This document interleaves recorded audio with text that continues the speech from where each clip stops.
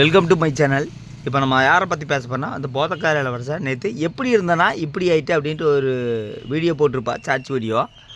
அதுக்கு முன்னாடி அவனை பற்றி சில ஆடியோ, அப்புறம் அந்த மருந்தோட கவரு, அந்த மருந்தோட பேர் எல்லாம் போடுறேன். அதுக்கப்புறம் அவனை பற்றி திருப்போம் பேசுகிறோம். மறக்காமல் பாருங்கள். இருக்கீங்கன்னு அவன் குடியாருன்னு முதல் தடவை எனக்கு கோவம் வந்து அப்ப திட்டமுல்ல, அது திட்டதானங்க சார் திட்டுவோம்.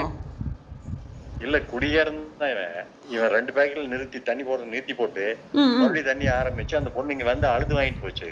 ஓ சரி சரிங்க சார். சார் மறுபடியும் ஆரம்பிச்சிட்டா அப்படிங்க, என்ன பண்றது தெரியல, மறுபடியும் குடும்பம் நீ கரெக்டா கொடுக்கல. ஆக்சுவலி 3 பேக்கெட் 45 நாள் தொடர்ந்து கொடுத்துடணும். அப்புறம் தான் 3 days ஒன்ஸ் 5 பேக்கெட் உள்ள போயிடணும். சரி சரிங்க சார். இதுல வந்து 1000ல் ஒருத்தருக்கு மறுபடியும் கொடுக்க வேண்டியது வரலாம். எல்லா உடம்பு ஒண்ணுன்னு சொல்ல முடியாது. ஆமா ஆமாங்க சார். இதையெல்லாம் வந்து கன்ஃபார்ம் இது செய்யறதே சோசியல் ஒர்க் மாதிரி.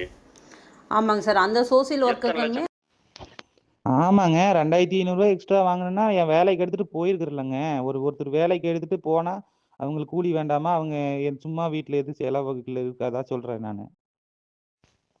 சரிங்க, நீங்க எக்ஸ்ட்ரா கொடுத்த காசு உங்களுக்கு அனுப்பிச்சிட்டேன்லோ. இப்போ எங்க கம்மியா கிடைக்குதோ அங்க போய் வாங்கிக்கிங்க சந்தோஷமா. சரிங்களா? ஓகேப்பா.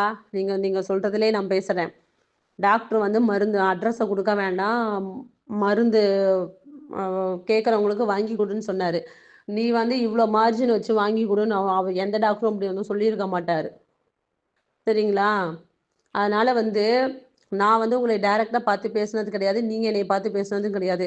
இந்த தேவையில்லாமல் கடைசியில் இந்த 2 வார்த்தை பேசுனீங்க பார்த்தீங்களா, வயிற்றெரிச்சல் பொறாமன்னு, அந்த மாதிரி கேரக்டர் நான் கிடையாது. ஃபஸ்ட்டு வந்து நீங்கள் என்னை பார்த்ததும் கிடையாது, நானும் உங்களை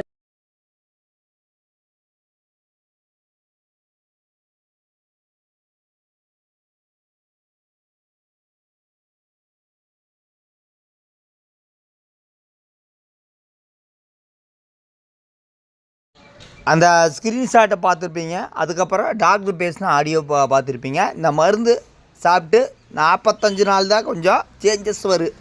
ஆனால் அந்த போதக்கால இளவரசை நேற்று ஒருத்தர்கிட்ட பதில் அளிச்சிருக்காங்க. இந்த மருந்து சாப்பிட்டு எத்தனை நாள் சேஞ்ச் ஆகுன்னா 20 நாளுங்க அப்படிங்கிறாரு. ஏன்னா 45 நாள் மருந்து சாப்பிட்ருந்தா தானே இதை பற்றி அவன் பேசுவான். இந்த மருந்து சாப்பிட்டு பல டைம் குடிச்சிருக்கிறாரு. இது டாக்டர் சொன்னது, நான் சொன்னது இல்லைங்க. டாக்டர் தெளிவாக சொல்லிக்கிறாங்க. அப்புறம் ஒரு அக்காவை ஏமாற்றிருக்காங்க, பைரவி அக்காவை. அந்த அக்கா கிட்டே பணத்தை திருப்பி கொடுத்தாங்க. முழு பணத்தை திருப்பி கொடுக்கலிங்க, பாதி பணத்தை திருப்பி கொடுத்துட்டு கேட்டால் கூலி வேண்டாமா அப்படிங்கிறா. கூலி வேணுன்னா போய் அது விட்டு போட்டு மக்களை ஏமாத்துறது தான் கூலியா? அப்புறம் எப்படி இருந்தனா இப்படி ஆகிட்டு. எப்படி இருந்தார் இவர்? ஏதாச்சும் உழைச்சாரா? ஏதாச்சும் சாதனை புரிந்தாரா? இல்லை ஏதாச்சும் அவார்டு வாங்கினாரா? எதுவும் கிடையாது. கணவன் மனைவி பொய்யை சொல்லிட்டு ஏமாற்றிட்டு சுற்றிட்டு யூடியூப்பில் ஏமாற்றிட்டு அப்புறம் நாங்கள் 1 மில்லியன் வந்தாச்சு, 2 மில்லியன் வந்தாச்சு. என்ன சாதனை? யூடியூப்பில் உட்காந்துட்டு பேசுகிறதெல்லாம் சாதனை கிடையாது, உழைப்பு. இல்லை ஏதோ பிஸ்னஸில் சாதனை பண்ணணும், அதுதான் சாதனை. எப்படி இருந்தேன்னா இப்படி ஆகிட்டேனே. எப்படி இருந்தேன்? மறுபடியும் இந்த மருந்து சாப்பிட்டு குடித்தேன். இது டாக்டர் சொல்கிறாரு. இப்போது அதை விட ஏமாற்றி சுற்றிட்டு இருக்கிறேன். ஃபஸ்ட்டு எந்த வேலை வெட்டிக்கு போகாமல் நல்ல வருமானம் பார்த்துட்டு இருந்தார்.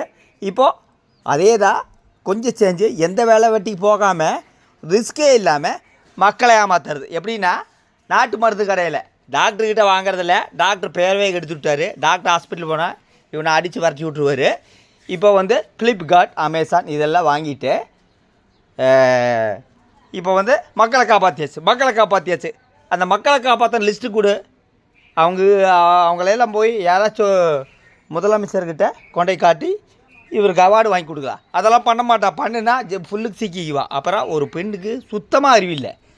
எங்களுக்கு பேபி இல்லைங்க, ஏதாச்சும் டிப்ஸ் இருந்தால் கொடுன்ட்டு யாரை கேட்குறான்னா 10வது 8வது படித்த இந்த பெயிலான தற்கூரிக்கிட்ட கேட்குறாங்க. டாக்டர்கிட்ட கேட்க வேண்டிய கேள்வியை இந்த போதக்காரங்கிட்ட அந்த பொய்கறிக்கிட்டையும் கேட்குறாங்க. முதல்ல இவனை யாராச்சும் கொண்டை ஜெயிலில் பிடிச்சி தள்ளணுங்க. ஜெயிலில் பிடிச்சி தள்ளணும். என்ன காரணம்னா பேபி இல்லை, எங்களுக்கு அது இல்லை, இது இல்லைன்னு இவங்கிட்ட கேட்குறாங்க. யூடியூப்பில் உட்காந்துட்டு இப்போ சமீபத்தில் தான் 2-3 பேர்த்த கைது பண்ணியிருப்பாங்க. எப்படின்னா யூடியூப்பில் பிரசவம் பார்த்து அப்புறம் பஞ்சாமிரதத்தை ஊழல் பண்ணி. ஆனால் இவன் கண்டிப்பாக சிக்குவாங்க, விரைவில் மாட்டுவாங்க கண்டிப்பாக. பாருங்கள் எப்படி இருந்தனா இப்படி ஆகிட்டேன். நம்ம குடியை பற்றி தான் பேசி எதுக்குடா குடிக்கிறீங்க? நான் கேட்குறது என்னென்னா, எதுக்கு நீங்கள் குடிச்சிட்டு சுற்றி போட்டு பெரிய சாதனை மாதிரி சொல்கிறது. நான் அப்படி இருந்தேன் வயல்வெளியில் அங்கே போய் உட்காந்துட்டேன். குடி பற்றியே தான் பேசிகிட்டு இருக்கிறா. ஒரு நல்லதை பற்றி பேசுகிறேண்ணா. நாட்டில் எத்தனையோ நல்லது நடக்குது, நாட்டில் எத்தனையோ அக்கிரமம் நடக்குது. அதை விட்டு போட்டு மக்களை காப்பாற்றுறங்கிற பேரில் உட்காந்து தரித்திர தம்பதிகள். ஒவ்வொரு வீடியோவில் ஏன் சொல்கிறேன்னா, இந்த மருந்தோட பேர் இல்லை, மருந்தோட டைட்டில் இல்லை, மருந்தோட விலை இல்லை. நான் போட்டிருக்கிற நல்லா பாருங்கள், இந்த மருந்தோட விலை கேளுங்க, இல்லைன்னா ஆன்லைனில் போய் கேளுங்க, இல்லைன்னா டாக்டர் நாகராஜன் நம்பர் அவரோட நம்பர் கொடுக்குறேங்க. 9445670646. நீங்கள் கேளுங்க. இந்த போதக்கார இளவரசனை பற்றியுமே இந்த பொய்கறி பற்றியும் கேளுங்க. நல்லா புட்டு வைப்பாங்க. போய் கேளுங்க. இல்லை அவர்கிட்டயே நீங்கள் ஆர்டர் பண்ணுங்கள். வெறும் 50 ரூபா தான் கொரியர் சார்ஜ் வாங்குறாரு. ஆனால் இந்த ஆள் எத்தனை வாங்குறான்னு நீங்கள் பாருங்கள். வாங்கினவனுக்கு தெரியுமில்லைங்க, வாங்கியிருப்பவங்க தெரியுமில்லைங்க. 45 நாள் ஆகணும். கொஞ்சம் கூடி கூச்சமே இல்லாமல் 20 நாள் ரெடி அப்படிங்கிறா. இந்த மருந்து ஒன்று கடவுள் கிடையாதுங்க. மருந்து சாப்பிட்டு குடிச்சிருக்கான்ட்டு பல பேர் கமெண்ட் பண்ணியிருக்காங்க. அந்த மஞ்சுளாங்கிற பெண்ணுக்கு 5 டைம் வாங்கியிருக்குதாம்மா. அதை பற்றி கமெண்ட் இல்லை, உடனே டெலீட் பண்ணி பிளாக் பண்ணுறது. 10,000 கொடுத்து வாங்கிக்கிறாங்க.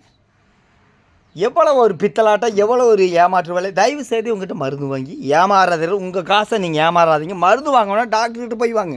இந்த ஆள் டாக்டர் கிடையாது, இந்த ஆள் எம்பிபிஎஸ்ஸா, இந்த ஆள் சித்தா கிடையாதா, எந்த இதுக்கும் லைசன்ஸ் கிடையாது. இவனிடம் மருந்து வாங்கி ஏமாறாது.